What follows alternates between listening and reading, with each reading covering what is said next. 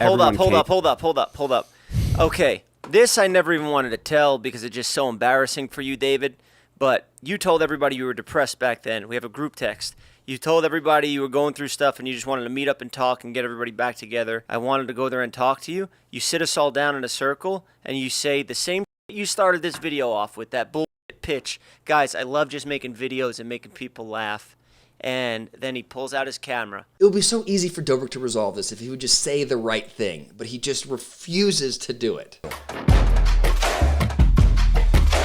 So if you're a fan of the Vlog Squad, David Dobrik, Jeff Wittek, you know that there has been a tremendous amount of tension between the two, between Dobrik and Wittek over the last year or so, since Jeff was injured in one of Dobrik's videos. But in particular, over the last 2 months, the level of friction has just skyrocketed. And what I think is interesting in particular is the way that Jeff has handled it. I feel like I'm watching him decline psychologically. And if you look at his last 3 podcast episodes, you can see him getting more and more agitated, more and more distressed, and more frustrated with Dobrik.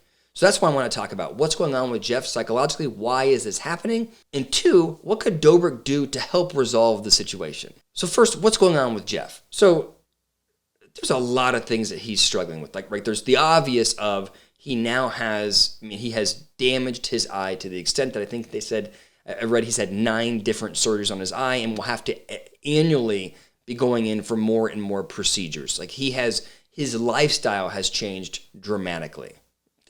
That's a big deal. It's also a big deal that his brand was, and continues to be, that he's a super attractive, right? He's the hot guy. And all of a sudden he feels like he has this facial deformity that changes his personal brand. So who he is as an entertainer, as a creator, has changed a little bit. His identity has shifted. And I'm certain he has a traumatic brain injury. He hit that crane freaking hard. And you get that kind of injury, it changes the way your brain operates. Depression comes, anxiety comes, it slows your cognitive agility, your ability to think on your feet, right? And this guy's an entertainer. His ability to pivot and be funny in the moment is critical to who he is. And I think in many ways, I think he may have anxiety about having lost that, or he's slowly gaining it back. I think those things are all really significant for Jeff. I also think he is struggling because his social identity, his social group, has changed dramatically.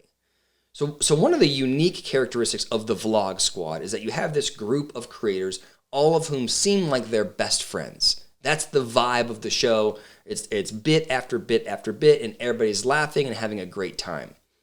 But the relationship between David Dobrik, who is the head vlogger, and all of the creators in the vlogs is symbiotic. Dobrik needs them to be in the vlogs for content, and they need to be in the vlogs because the exposure that comes with being in one of David Dobrik's vlogs helps them promote their own careers. So what happens is you have them all acting like they're friends, but they all, I think, at some level question, am I in this relationship because this person likes me and that I like them, or is this a business arrangement that we have? And I think when Jeff got hurt, all of a sudden he became a burden to Dobrik and the rest of the Vlog Squad. All of a sudden he was no longer fun. They had to take care of him. And I think that they didn't do a good job of doing that. And it became really clear to Jeff that he was not part of the Vlog Squad in the same way that he was before.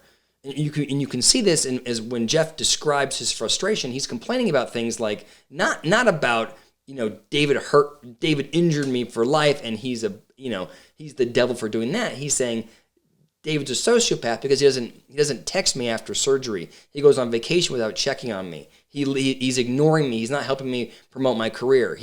Jeff is frustrated in many ways because David is not showing him the attention and the support that he needs. And I think that the same is true for many of the other Vlog Squad members who I think feel to Jeff like they're trying to separate themselves from him.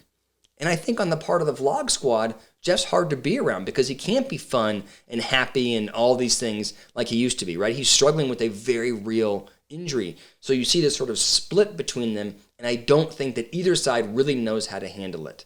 I would tell you the only one that I think, just from watching them, recognizes what's happening is Jason Nash, who is stuck in a horrible position because I think he genuinely cares about Jeff Wittek, and I think he genuinely cares about Dobrik, and he's just trying to make the peace. He wants things to go back to the way they were. He doesn't know what to do, but I think he at least acknowledges the severity of the situation. But why is Jeff getting so upset right now? Why is his mental health declining so significantly right now? I think the issue is that he has been pushed and pushed and pushed. He's felt out of the vlog squad. He's felt like he hasn't gotten any support. He's felt ignored for so long that he started to push back on Dobrik. He started to make complaints about the vlog squad. And instead of people supporting him, he feels like he's being gaslit. Instead of them saying, yeah, what Dobrik did was wrong, the people he called friends are turning around and going, hey, Jeff, lighten up a little bit. Hey, it was just an accident. Hey, you volunteered to do it. Hey, right, all these things, which Jeff describes as victim blaming, all of a sudden, Jeff's being told, hey, what you're upset about, you shouldn't be so upset about. What you're upset about is made up. And there is, I can just tell you in my work as an executive coach, my work as a therapist, there's nothing more, one of the most distressing things that someone can experience is to have a very intense emotion and then be told from the people you care about that you shouldn't be feeling it. And what happens when you feel something so strongly, but you feel and you are deeply misunderstood by everybody else, and you're criticized and you're gaslit, you're told that you're making it up, what your reaction is to become more and more inflamed, more and more frustrated. Yes, I should be mad. Yes, I'm upset, and here's why. You don't believe me? I'm going to get more mad. You sort of, your frustration devolves until you feel understood, until people really get what you're feeling and why you're feeling it. And I think what's happening is that Dobrik and others are trying to minimize it because they want it to go away. It's what happens in any relationship, right? When my wife's mad at me for whatever, not doing the dishes, my first reaction is, oh, stop it. It's just the dishes. Don't worry about it. We'll do it later. Let's move on, right? I want to minimize it so that she stops being upset with me. But what happens then is she's going to elevate, get more and more frustrated. First is if I were to turn around and said, oh my God, you're right. I promised I would do the dishes. I'll do them right now. I really apologize for not getting them done, right? If I acknowledged what she was upset about and dealt with it, her frustration would decrease. And so that's the solution. That's what Dobrik needs to do. Instead of trying to minimize it, instead of getting frustrated, instead of trying to just push Jeff aside and move on with his happy, fun life, if Dobrik stopped and went, holy shit, I am sorry. What can I do? If he started calling Jeff and saying, I know you felt left out. I care about you. How can I help you? If you gave him more attention, if you validated him, if Jeff felt like David really cared about him, I guarantee you Jeff's frustration gets better and the relationship resumes. I promise you. And the last thing I'll say, just advice for Jeff, is I think he needs to recognize that in the big scheme of things, right, when we're 20 years down the road, he may be still dealing with his eye, but I do think that he'll be able to look back at this period of his life and appreciate the way that he responded to it. Because of all the Vlog Squad members, at least the extent to which I track them, he has been the most successful independent of David Dobrik. He started the barbershop show. He started Jeff FM. He is, I think, he has clearly shown his ability to be successful outside of the David Dobrik shadow. I think he's a super talented guy.